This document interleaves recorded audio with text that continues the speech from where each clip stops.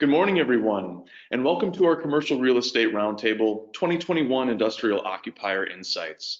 I'd like to thank our hosts from Cushman & Wakefield Boerke for making this event possible and for bringing together such an esteemed group of panelists to share their insights with us today. Attendees, if you'd like to ask our panel a question, simply type it into the questions pane in your control panel and our team will get it to me. I'm Mike Dockham and I'll be moderating today's event, and I'd like to start by introducing you to our panelists. Kelly Pronshinsky is Real Estate and Development Manager at Fastenal. Kelly's passionate about impacting the bottom line by transforming existing properties, implementing sustainable practices in building, and buying or selling within an integral market. Fastenal is a renowned wholesale distributor of industrial and construction supplies and a B2B supply chain solutions provider. Founded in 1967 as a fastener shop, the company now operates more than 3,200 branches and on-site locations nationwide. Matt Prange is Vice President of Supply Chain at Milwaukee Tool.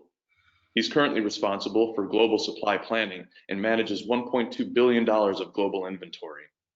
For over 96 years, Milwaukee Tool has led the industry in developing innovative solutions that deliver increased productivity and unmatched durability for professional construction users. Scott Carpenter is Executive Vice President at C.H. Coakley. Scott develops and manages the 3PL division of C.H. Coakley, and prior to that, he helped grow TechTrans from less than $1 million company to a $60 million business. C.H. Coakley is a premier provider of third-party logistics, commercial moving, warehousing, fulfillment, and document management. Last but not least, Jeff Hoffman is a principal at Cushman & Wakefield Boerke. Jeff is co-chair of the industrial services practice at Boerke, and throughout his 20-year career as an industrial real estate broker, he's completed more than $600 million in transactions. Cushman & Wakefield Boerke is host of this roundtable discussion, and for over 90 years, they've been a leader in Southeast Wisconsin's commercial real estate market. They've served not only the greater Milwaukee area, but also Madison, Kenosha, Racine, and the Fox Cities. Welcome, panelists, and thank you all for taking time out of your busy days to be with us today. Let's get right to our first question. It's a big one, and it's for all of you. What kind of supply chain challenges are you encountering in 2020? And if you could talk a little bit about if you consider those short-term, 6 to 12 months, or if it's something that'll take several years to work through. And Matt, why don't you lead us off?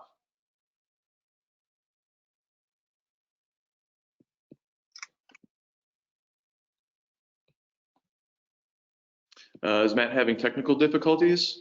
If so, Kelly, why don't you take that maybe? How have you guys managed to grow your supply chain team? Can you hear me now? Yes, we can hear you now, Matt. Go ahead.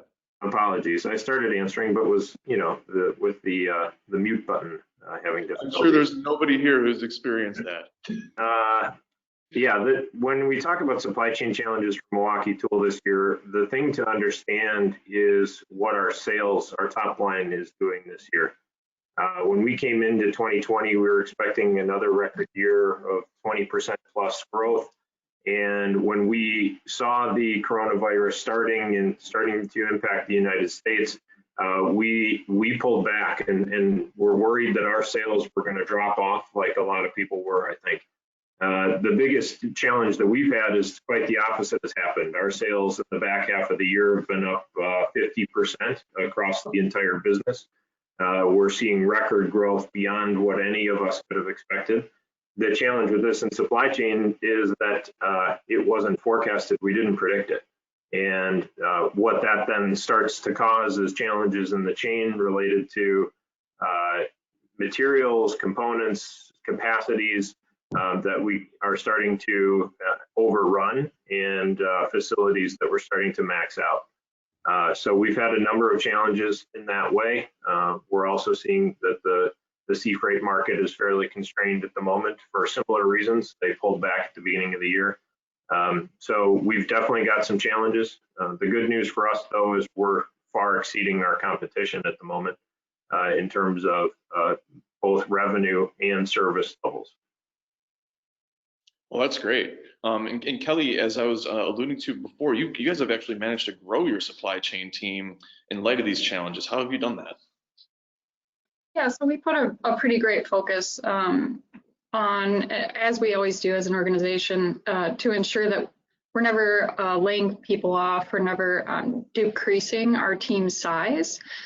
We actually found a similar case to Matt in the sense that we were growing as well through the pandemic, and we had to make some kind of split-second decisions from a distribution center standpoint, especially in terms of staggering shifts.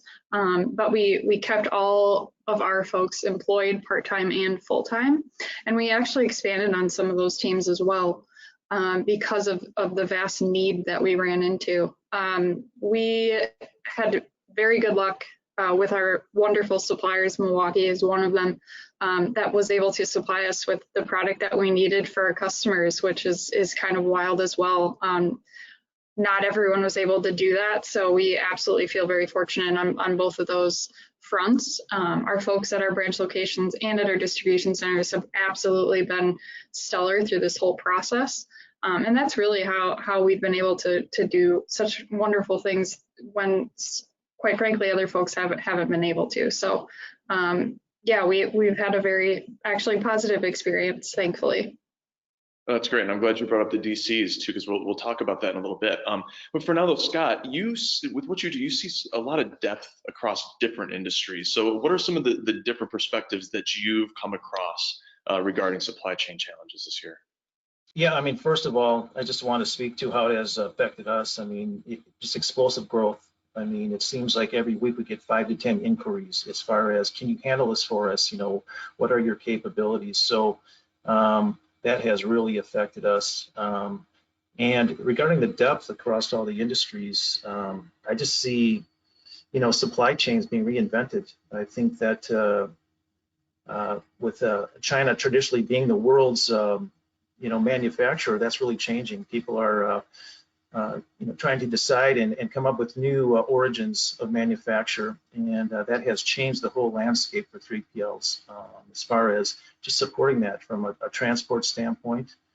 And not to mention, I think the reshoring and finding domestic contingencies has also people are starting to take a look at it. It's more feasible now than it has been in a while. Yeah, and I'm glad you brought up the reshoring. We've got actually an audience poll coming up. Just a little hint there for everybody in just a little bit. But Jeff, I'd like you to answer on this one too. What else have you been seeing in the market?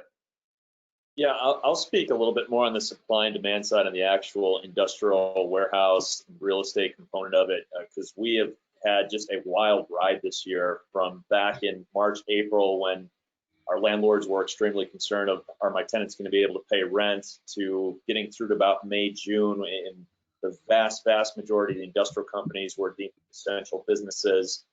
Supply chain needs were necessary, and people kept paying the rent. And we went through this period in early summer where, as Scott mentioned, there's quite a bit of opportunities, especially on the third-party side of the ledger right now. This has created a tremendous amount of volatility in the marketplace. And in volatility, there is opportunity. So I think a lot of OEMs in particular, they were just reviewing their customer relationships, their supplier relationships. And so that supply side has gone from, in the metro Milwaukee area, from about 2 million square feet of industrial speculative space that was available, say, Memorial Day, to Amazon taking out about half of that in Kenosha and Racine. And then with what's left, we had this time frame in early summer where landlords were saying, hey, I just want to get a tenant in there. Given the volatility, we'll commit to shorter term deals. Let's just get them in there and grow. And now to where we're at today, where of the 1 million square feet that's left in Metro Milwaukee, the majority of it could be gone within the next 60 days. And now we're seeing industrial occupiers committing to lease terms. The biggest challenge, I would say, is timing. Great case in point down in Kenosha in the town of Bristol. We have a developer delivering a 500,000 square foot spec building at the end of the year. We've had a couple of different tenants looking at it, and just give you an idea of the volatility, this one tenant has gone from wanting 350,000 feet to 250,000, and now we're talking about the whole building. This is all in a span of 4 weeks. And oh, by the way, we don't even have a lease document, and they are saying they want to be in the building in 3 to 4 weeks. So you're just seeing that kind of rush, and for the landlords in particular, it's creating problems because if you have any kind of build out to get into these warehouses, that's a process. And communities are stressed right now because they've got their own challenges in navigating the COVID era. So when a tenant or a business finally gets the contract that they're looking for, they're expecting to be in the building next week, and usually that's about a 60 to 90 day process. So that's been an extreme challenge for people to work through. And speaking of those types of growing pains and challenges, Scott, I'd like to come back to you for a moment. You mentioned when we were talking about supply chain challenges, that rapid growth. So with that, how have you been able to keep up with delivery schedules?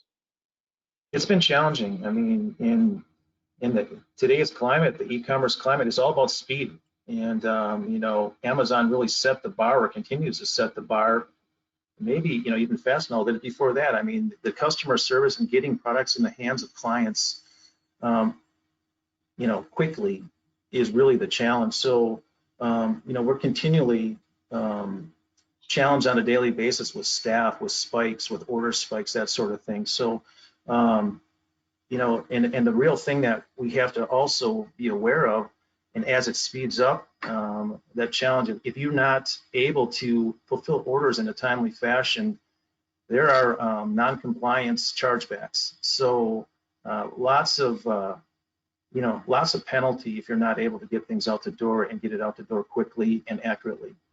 And Matt, what's that experience like? How's it been for Milwaukee Tool? Yeah, similar comments to Scott. Obviously, with the growth that we've seen and it not being forecasted, we're definitely running at a higher rate than we thought we would be. Our teams in our facilities have been phenomenal this year, dealing with the challenges of both of, you know, the health challenges and making sure that we're keeping people safe and healthy, as well as putting out the amount of production that we need. And the delivery that we need out of our distribution center. There's no question about it. We're maxed. I mean, we're working 24/7 across almost our entire supply chain and doing what we can to service the market. Certainly, there are compliance-related challenges that we have. A lot of our, you know, we don't ship direct to consumer. We ship to our vendor partners such as Fastenal.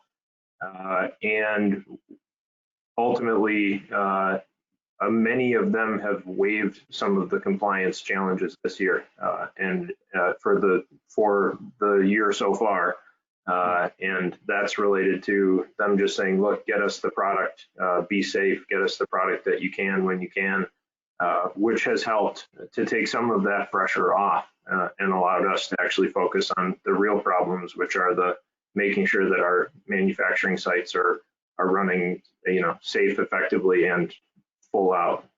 Right. Yeah. You know, another trend that's been going on is the talk about geographic diversification of distribution. So kind of the idea of moving from that one large centralized DC to several smaller DCs. Do you believe that this is a trend that's going to play out? And is it applicable to your business? So, Kelly, you brought up the distribution centers earlier. Can you speak a little bit about your experience at Fastenal in this regard? Sure. I mean, we've been very fortunate. We've had a diversified model for a number of years. In North America alone, we have 15 locations. So we've got 2 locations in Canada, 1 in Mexico, and then 13 locations in the US. Now, we have a similar model in the sense that we started with one centralized DC. But over the last, I would say 10 to 15 years, we've expanded into those other locations pretty heavily. Last year, we made some additions to our distribution center model as well, which certainly help with that underlying topic. So, you know, we are fortunate that we kind of, maybe we're ahead of the trend, I guess you could say, but that's certainly served us well. That's great. Scott, what can you say about what's happening just in the industry overall? You know, I think that going to smaller locations and I guess located in a more geographically sensible manner, I mean, that seems to be the trend. And I think what is helping that is the technology, as far as in the warehouse management software technology, the ability to just open a site quickly along the lines of, and the challenges that Jeff spoke about, being able to employ technology and get your systems up and running quickly so you can pivot quickly and get things going. So and a lot of these WMSs relate so well to all major ERPs now, and so you're able to create a pretty seamless program pretty quickly and turn it around faster than ever. So I think because of that, it makes that smaller location more feasible. You don't have to drop lines. It's not a 6 to 9 month type of a situation. You can turn pretty quickly. Yeah, it's so interesting you bring up the WMS and ERP integration. I want to come back to that later, but right now on this question, Matt, Milwaukee too, you guys, your strategies are a little different from the trend because you guys are remaining centralized. What do you see as the pros and cons that went into that decision? Yeah, ultimately, we look at it in terms of who our customer is. And as I mentioned previously, we're shipping to distributors. So the speed to market, and we don't have the same level of expectation, although there is always pressure from our distributors to get them product faster. Generally speaking, given that, we've decided that staying centralized is more beneficial. What's interesting now is we're centralized geographically, but we're segmented in terms of the amount of space. When you start talking about the amount of inventory that we have domestically, upwards of $600 million worth of inventory, it doesn't all fit in one building anymore. So we have multiple distribution centers, but all geographically located in one centralized spot. The key there is all your inventory is close together. So, with the amount of inventory that we have, making sure that we have it all in the right spot at the right time is easier to do when that's all one spot. So that's fundamentally the decision there, making sure that we don't end up in situations where we're doing a lot of intercompany shipments to make sure that we're filling orders. So that was the concept. In addition to that, kind of like the fundamental idea there, do you have a specific example that would illustrate that at all?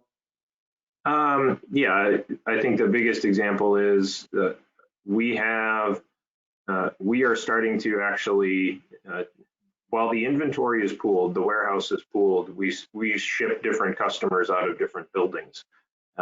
So, fundamentally it allows us to say, as opposed to saying that the co-locating geographically with our distributor is the important thing. The speed of give us an order and it's on the road as quickly as possible is what the focus is.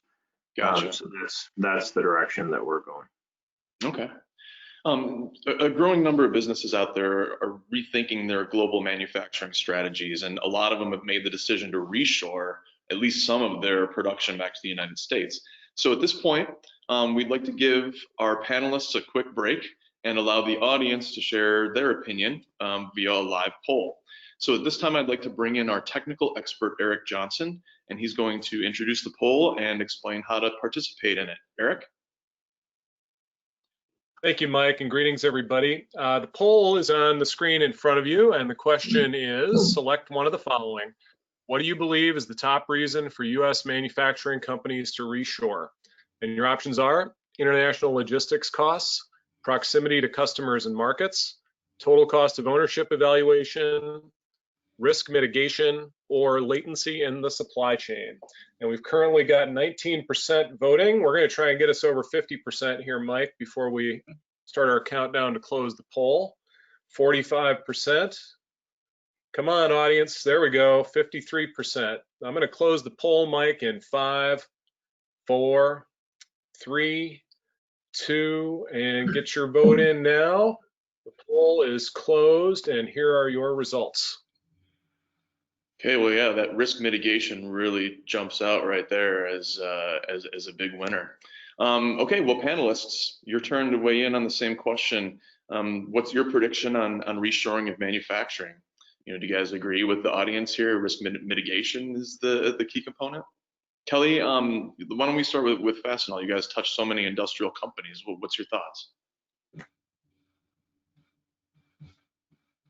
So we've been very fortunate that we have several locations in the U.S.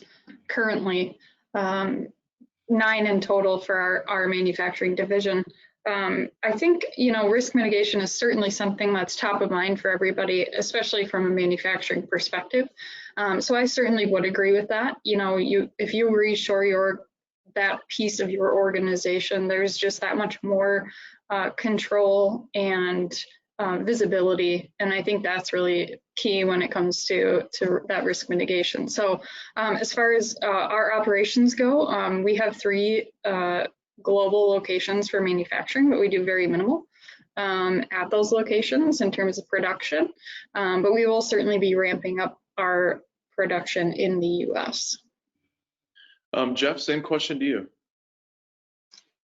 Yeah, we have not seen it on the ground yet as this groundswell movement of manufacturers we're talking to saying, all right, if we're going to open a plant, we're going to do it domestically here. There's just so many different variables that I was reading in the Wall Street Journal the other day about where manufacturing has gone over the past couple of years. And I know we're going to discuss tariffs and trade policy, but on reshoring, I think we got to be very careful to suggest that consideration is only given domestically to the United States. There is a lot of reshuffling of the supply chain, in particular flowing out of China, but I'm not a big believer that that's all going to land in the United States. I think what you're going to see, whether it's Mexico, whether it's Vietnam, people are most certainly paying attention to this, where they need to be manufacturing. But it goes to, it's the cost of ownership, it's the risk mitigation, and the reality of the situation in the United States domestically here, even with the labor markets where they're at, we just do not have a good depth of manufacturing talent to staff these operations. And a lot of that comes down to, if I open up, am I going to be able to find the labor needed to get up and running in a very short time? Scott, what about you? Are you seeing the same thing Jeff is here, that, right now it's kind of more talk than it is actually action and seeing it happening on the ground? Yeah, I see similar things along those lines. And just as far as, I think everybody picking risk management as the primary factor in all this, it's no question that people are rethinking this whole China as the world's factory thing. And I agree with Jeff that not everything is going to land back in the US. But I will say this, there's a sleeper on this list, and that seemed to get the least amount of attention, and that is the cost of ownership evaluation. And so many people are paying for goods once they hit the water. So once they hit the water, you have a couple of weeks, and then it hits the West Coast, and then middle of the country, it can be up to a 20-day churn just to get it there. So you are paying for these goods while it is on the water. And to me, more than anything, especially with all the pressure to get things quicker and just a lack of capacity with 3PLs, that is really, I think, allowing the reshoring possibility and the feasibility of it. I think there's some hidden costs in all of that a lot of people don't really see up front, but once you start digging down and digging in, it greatly affects, I think, somebody's ability or the way they would look at reshoring. Yeah, so maybe a little bit of an underrated factor there in terms of the total cost of ownership evaluation. Matt, what would you say about that? Any sleepers on the list for you? Any surprises there? With Mike, I would add one. Yeah, please. I believe where the real opportunity is going to be more in the pharmaceutical and medical supplies. I think what you saw in the experience with the mad rush back in March to try to supply domestically here, and I don't have the statistic in front of me, but there was a significant amount of PPE that people were trying to source from China that just it couldn't pass muster for FDA standards here domestically. People take that very, very seriously, their pharmaceuticals and health supplies. I believe that's the one opportunity that you're going to see over the next several years, where medical suppliers are going to be forced to bring stuff back domestically. Okay, well, that's a great point, Jeff. So maybe it's kind of more depends on the vertical market and the industry that we're talking about. Matt, anything that you'd add to the conversation? I think Jeff and Scott both make good points. I think Jeff, in terms of the reshuffling, I'd say that's more applicable to what Milwaukee Tool is looking at. It's not all reshoring. Reshoring is part of the solution, but it's not the whole solution. And Scott's spot on that cost fundamentally plays a big role in what decision is made. The other thing that I think hasn't been mentioned is we also look at what's critical in terms of the product that we're bringing back. And do we think we can fundamentally do that better in the United States than we can in other places? And if you look at the facility we're opening in West Bend, part of the decision of opening that facility is the specific tools that we're looking to put there, we believe we can make better in the United States. And that generally also means capital intense, heavy machinery, precision manufacturing. That's the kind of thing that, Milwaukee Tool is looking at doing in the United States. But all of those things weigh in. And there's not one answer. It's a trick question. The answer is it depends, and there's not one answer. I think any of those things, all of those things play into the decision in some way. Well, and you guys have brought up some other factors that are really interesting to consider here, like, Jeff bringing up that it kind of varies by industry. And in your case, Matt, you're talking about it really depends on the specific product that you're looking to manufacture. So one thing that Jeff brought up too was the tariffs. And so, Matt, you've got the hot mic at the moment, so I'd like you to take this next question first. But I'd like you to talk a little bit about what's going on with global trade right now, and if tariffs or even the threat of tariffs are impacting your business.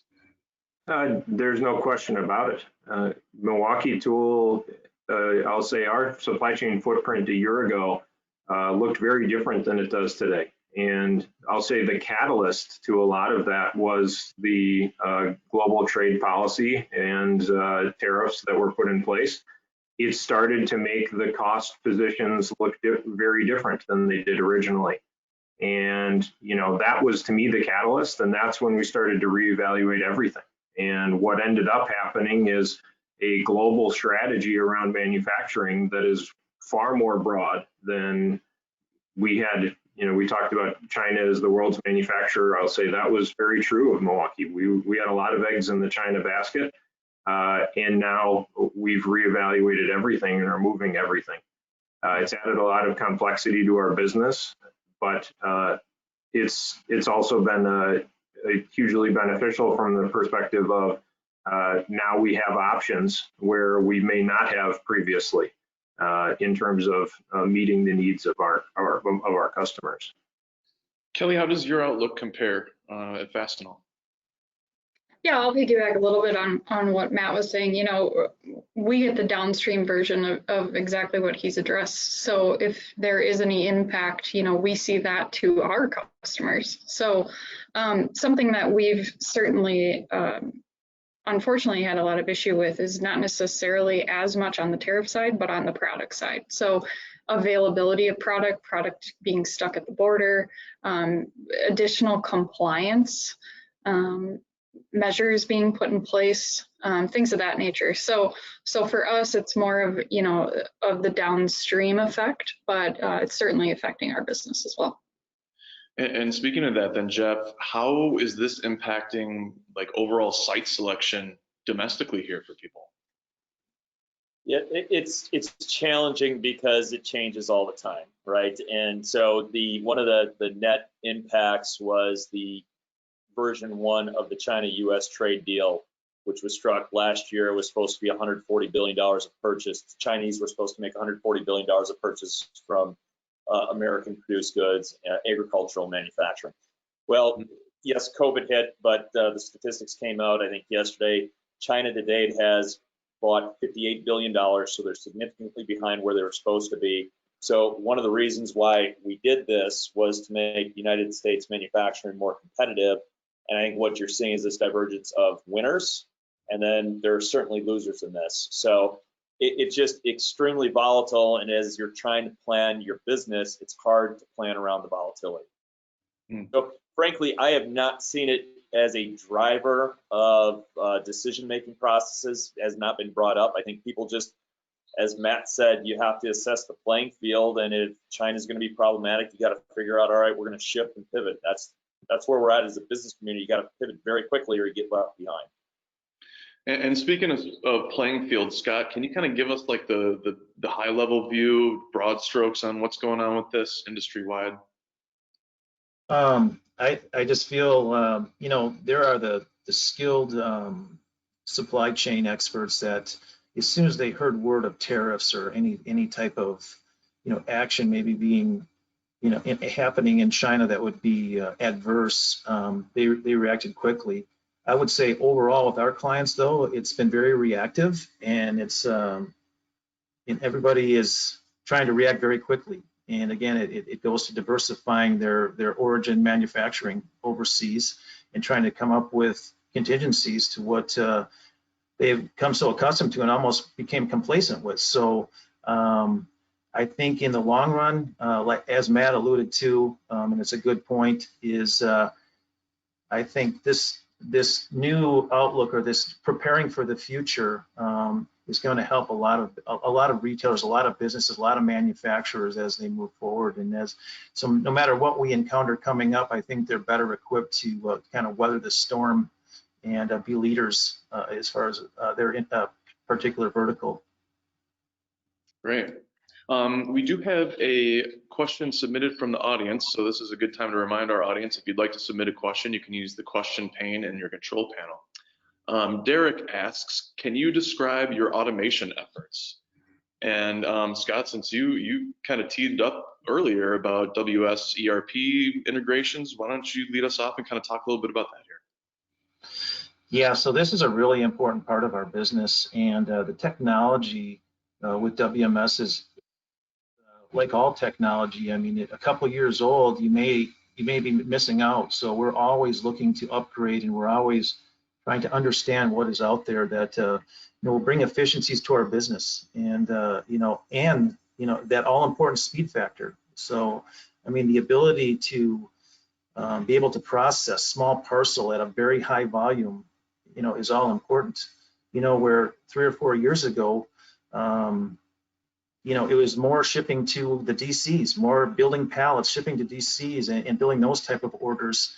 But it has flipped. I mean, everything, the B2C shipping, the small package going to that individual consumer is just completely taken off. And I think the abilities for technology and WMS to make our operation and our processes more efficient has been huge. And it's something that you know, as a 3PL, you really need to stay on top of, or you're gonna get left behind pretty quickly. And Kelly, I know with Fastenal, you guys have integrated robotics fairly recently, I believe. Can you talk a little bit about how that's impacted your manufacturing division? Sure. Yeah, we started here in Winona, actually. We implemented our first robot. We now have 3. So what that's been able to allow us to do is to expand upon some of those more common parts, or the larger run type of jobs where we have 4 shifts in our manufacturing already, so we run very consistently.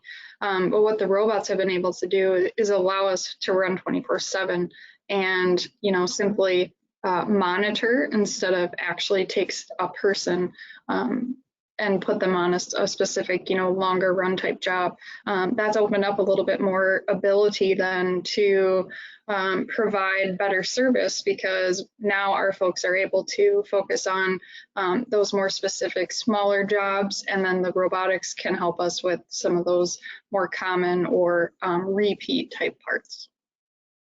Yeah, and Matt, I know with Milwaukee Tool, you guys have definitely made some significant investments in this arena. So do you feel that that you're on track to be hitting your payback as far as the time frame for those investments? Yeah, there's no question we're investing heavily in automation, robotics. If you look at all of our manufacturing facilities in the United States, in the last 5 years, we've added, I don't know the numbers, but we've added specifically a number of robots to specific operations. They do pay off. I mean, it's fundamentally the reason we're able to keep some of the manufacturing we have in the United States and stay cost competitive. It's also, when you look at our new facility in West Bend, it's part of the plan in West Bend to make sure that it's heavily automated. And I'd even go as far as to speak a little bit into our distribution center. We invested this year in tool distribution automation, which had we not done it when we did it, we would see significant delays in our distribution center. It's allowed us to keep up with the demand in this year. So that hit right at the right time and has allowed us to keep up with the market in the unexpected growth that we've had. Switching gears slightly, Scott, you talked a little bit about some of the unique challenges and complications that go into the needs in the 3PL warehouse world. And so, given the speed of growth opportunities there right now and those complications, what are some ways that landlords can better work with tenants in your space to create that win-win over the long term?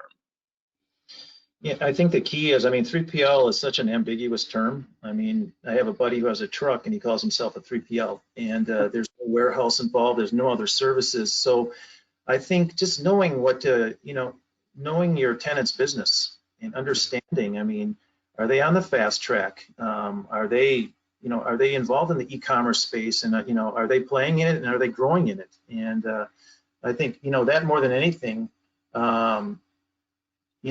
it's just and just stay in front of them. Queuing up other opportunities, always.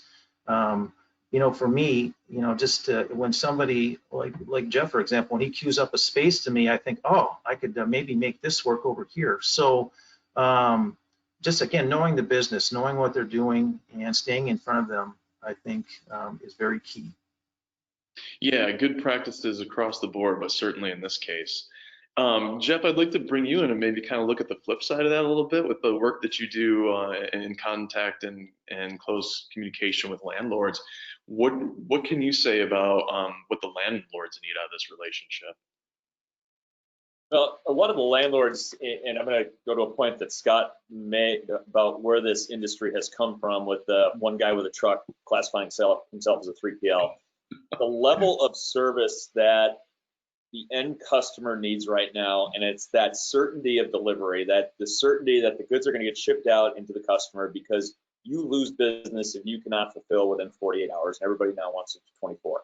Proven. You will lose business. I just ordered shoes and some Halloween accessories from Amazon. It took them 2.5 days, and I was wondering what was wrong. Did my package get stolen?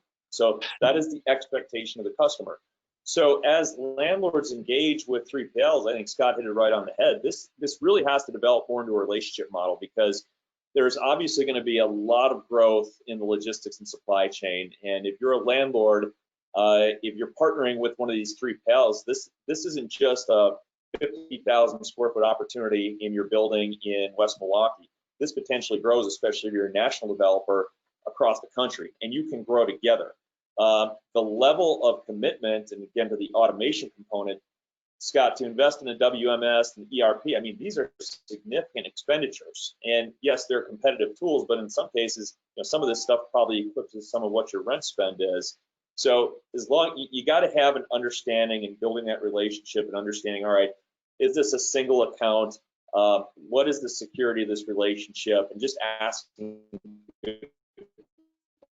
being more partnership driven as opposed to just this one-off, yeah, I'm going to get you in the building, you're going to pay my rent, and I hope you make it. It's really interesting because one of the themes that has been emerging in this discussion and that is happening out there right now in the industry is just that growing demand.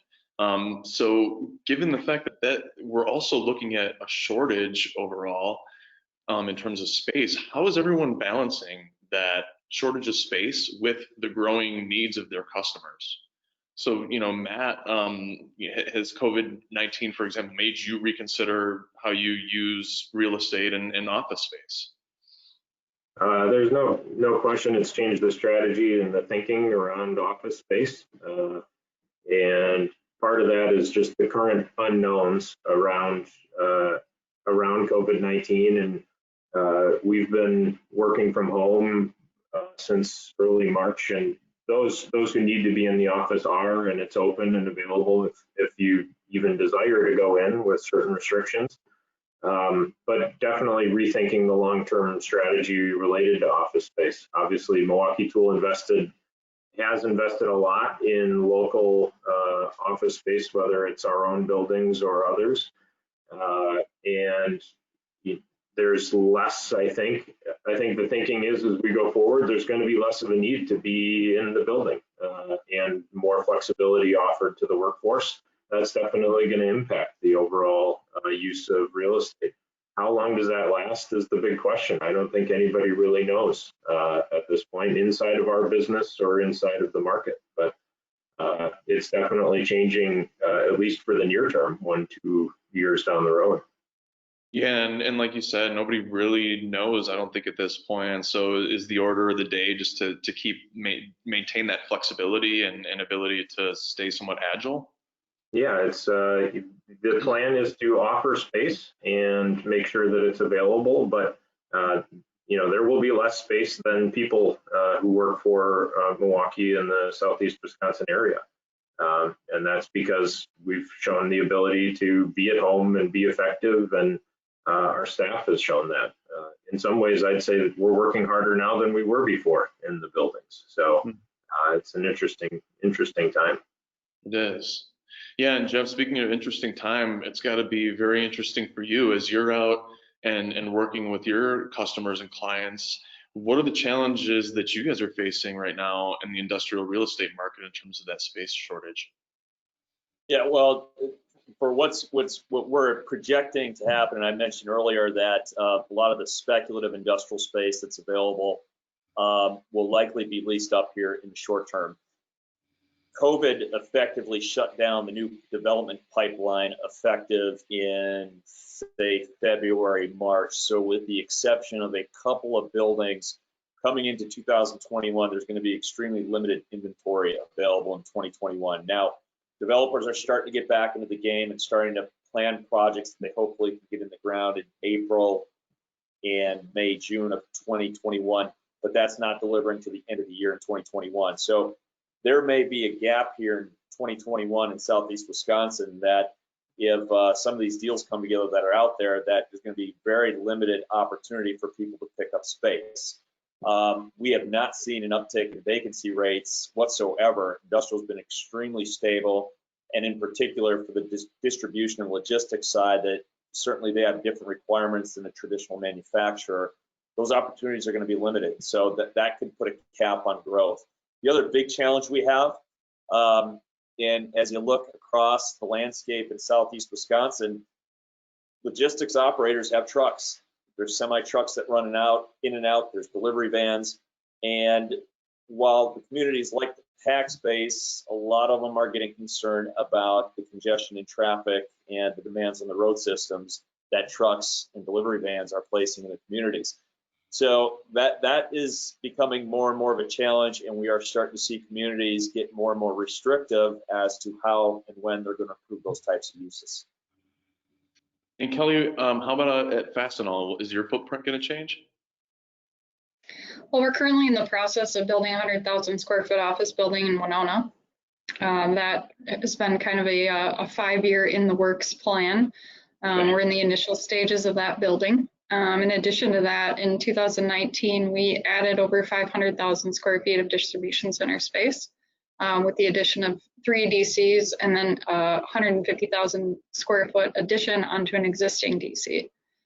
So thankfully, ahead of 2020, we were very prepared, thankfully, with some of these things and changes that were being made. We like to think that, our planning certainly has paid off in regards, and I'll go back a little bit, I guess, to what Matt was referring to earlier on the folks that are in office or working from home. Being that we have additional space being built currently, we house about 1,800 people here in Winona. But what that's going to be able to offer is additional space for people to feel more comfortable. And today we've got folks that are sharing desks or, working 6 feet or less away from each other because we just don't have the adequate amount of space that we need. So that is a consideration, and that's why we decided to move forward with the project. We broke ground in July of this year. And, a lot of people were questioning us and questioning that. But I think to Matt's earlier point, we don't know what next year is going to look like. We don't know what the next 10 years are going to look like. And so for us, it's an investment that was worth making. And like I said, it was 5 years in the making. So, right. And so that's kind of on the opposite side. What about on the store side for you, Kelly? Like you guys have, over 3,000 physical locations. So what are some of the key attributes that you're looking for in a market when you're determining whether to open or close or relocate one of those stores? Yeah, we've been very fortunate. We haven't really been closing a lot of stores in the last year. Prior to this year, we did a little bit of a consolidation process, but more so moved from the standard store model to an on-site model. So a lot of those folks just kind of transitioned to an on-site model. So going on-site at a customer versus a more standard retail environment. As far as what we're looking for, 90% of our retail locations are leased. We don't own a lot of our retail locations. We own our distribution centers. We don't own retail. So what that allows us to do is have great relationships with landlords and look for spaces that fit our needs. So with that said, we're looking for it to be almost like a mini distribution center. We're servicing our customers to the best of our ability, and everything is essentially going out the back door. So that's more so what we're looking for. We don't need to be on Main Street. We're more, quite frankly, better suited in an industrial park or in that type of area that is close to our customers. So. Okay. And Scott, given the surge of e-com we're talking about here, do you predict store footprint and distribution models changing over the near term? I do. I mean, I've seen it firsthand. I mean, again, that shift from feeding all the depots of the large retailers, I mean, the Targets, the Kohl's, and, Bed Bath Beyonds, and there's a whole host of them out there. It has flipped. I mean, the omni-channel focus has shift from building pallets and sending them to the depots that feed the stores to shipping directly from warehouse, directly to, that individual consumer across the country. With just the sample that we have of clients that I could give you, as little as 2.5 years ago, less than 1,000 of these type of shipments, the single one-off business to consumer type shipments, and now we're 1,000 a week, that is, and now we're shipping close to 15,000 a week. So there's proof right there that it has shifted, and I think it's going to continue to shift that way. That convenience factor, and just people are figuring it out and how easy that is. I think that's a key component moving forward. Matt, how about Milwaukee Tool? How's e-com impacting your business?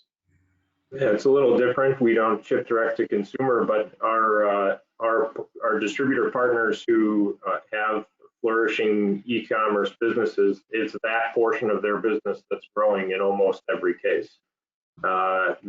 It's significant. I mean, hundreds of percentages year-over-year growth in e-commerce. So there's no question that the market is shifting that way.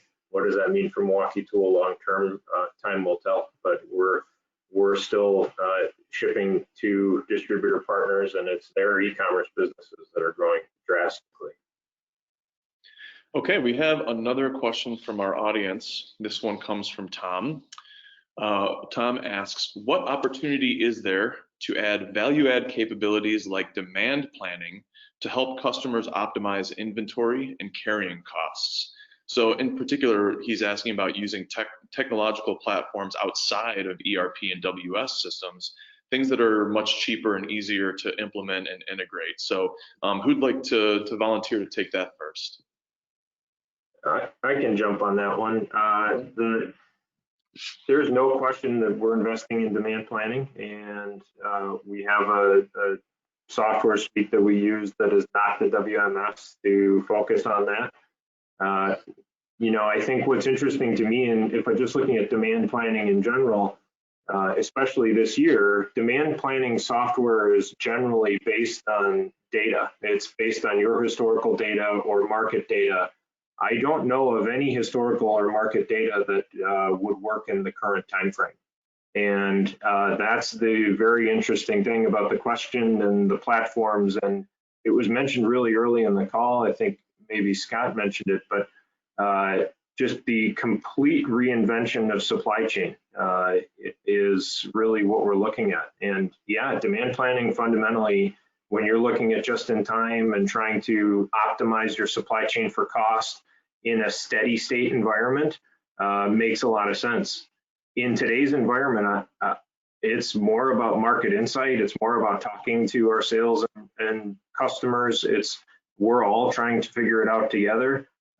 Partnership and communication is becoming more and more important this year than I've ever seen it be before. So really interesting question. And, the solutions aren't the same anymore, I don't think. No, it's a great point, especially about the idea that historical data that you would traditionally rely on to make these types of demand planning predictions is no longer really all that relevant. And Matt, you did a great job of teeing Scott up, so I'm going to hand the baton over to Scott too. Anything you'd add there as far as that idea of this complete reinvention of supply chain and other tech platforms out there? Yeah, I mean, Matt was spot on. I mean, without that historical data, it's hard to build that out, and that's a key component to demand planning. But hey, space is at a premium right now, and whatever you can do, whatever stone you can turn over, that'll give you some sort of insight moving forward to maximize your space and make it more efficient and utilize it to its highest capability. You'll take a look at it. So, I see that playing more of a role, data analytics, demand planning. Most definitely as we move forward here and actually get some sort of solid data, some sort of solid historical data anyways, to kind of play with. Jeff or Kelly, anything to add on this one? I don't have anything to add, no. Okay. No. Great. No, I thought those were great responses, and Tom, hopefully that answers your question well. Audience, please feel free to get those questions in. We still have a few minutes left to take those from you, so feel free to add those in. Next, I'd like to talk a little bit about just kind of a bigger, broader question about challenges for growth right now. So as we start looking forward into 2021, what do you see as the biggest challenge for growth for your company right now? And Kelly, why don't you take the lead on this one for us? Sure. So I think for us, it's really getting back to that 80-20 rule. Looking at our customer base and really understanding, who we're servicing, who we're taking our time to service. Our model has always been grow through customer service. And in this interesting time, we've certainly realized that model has had to shift a little bit. But continuing to look at that 80-20 model and servicing the folks that, keep us afloat is really key. Not only next year, but in the next 5 years. And we really are kind of honing in on that and focusing on national accounts, on-sites, and our larger customers. So just that more strategic shift toward the bigger, larger customers and on-sites. Jeff, how about for Boerke? What's the biggest challenge for you guys right now? For growth? Well, I'll keep it specific to the industrial side because our business, we handle all aspects of commercial real estate, and obviously there's some different challenges. A little different in office, right? And investment. I'll keep it specific to industrial. I would suggest, at least as it relates to Wisconsin, is the development pipeline. And it's not just what I talked about, that there were some temporary pauses on some projects, and those will come forward at some point. But it's that next wave of industrial land in well-located areas, and the trend over the past 10 years in particular, and it's really accelerated, is occupiers need to be near labor, which is population, and need to be near freeways. So that starts, by nature, it narrows the geographic area where people are going to look at down very, very quickly. And as an example, we work on an industrial park in Oak Creek, and we went from probably 15 sites available 4 years ago to probably 3 sites available next year. And once that's off the table, we're talking about a couple of years before that next wave of development can come online. Or occupiers are just going to have to go to that next exit, say down in Racine County, or start looking up in northern Germantown. Not that they won't do that, but the challenge is, and we're talking here to companies that have a pretty vast footprint, you got to make decisions on where you can get your labor in line, and you make sure that you can staff accordingly. So that just opens up the decision-making process to not necessarily siting here in Wisconsin, but now looking at more of a geographic diversification, because you're not necessarily convinced you're going to be able to get the labor that you need. Great. Yeah, we've got 5 minutes left. And what I'd like to do is kind of end this with it's just looking ahead into our projections for what's coming next. And I'd like to give everyone on the panel a minute to answer this question. What is your industry outlook in 2021 and beyond? And in particular, are there any opportunities that you're especially looking forward to? Scott, let's start with you. Yeah, I mean, the industry outlook is unbelievable. I mean, very unknown. I mean, this is all new frontier for all of us with the explosive growth. But even before COVID and even before remote working and everything else, I mean, the whole e-commerce space has been just phenomenal. So, and it's not going to stop anytime soon. We're still, I mean, there's projection models out there that it's, I mean, how it's ramping up over the next few years. I mean, it's incredible. So I see that as something that, again, as a 3PL, we're going to have to adapt to and make sure that we're using our space the very best we can, and really assembling the right type of clients. A lot of what we do and is you know, a warehouse with 7 or 8 clients in there. So if I have all Q4 clients in there that are heavy Q4 shippers, and then the rest of the year is nothing, I can't really retain a workforce, Right.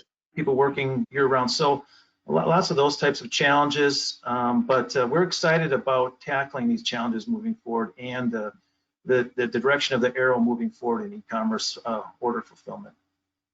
Great. Matt, how about you guys? Yeah, I piggyback on what Scott said. There's a lot of unknowns. We certainly don't have a crystal ball to say what exactly is coming down the road.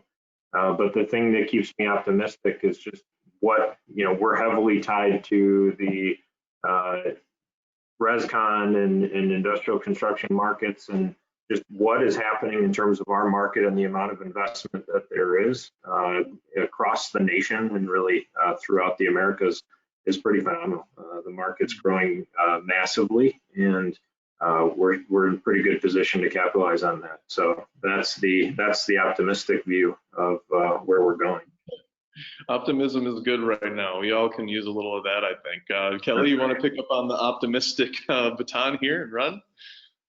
Yeah, I think for us it's adaptability. I think in 2020 we've certainly been able to adapt to our environment, and I think looking into 2021 and the years that follow, we're going to be able to adapt to whatever is being thrown at us. We've obviously had to do that this year, just like a lot of us have.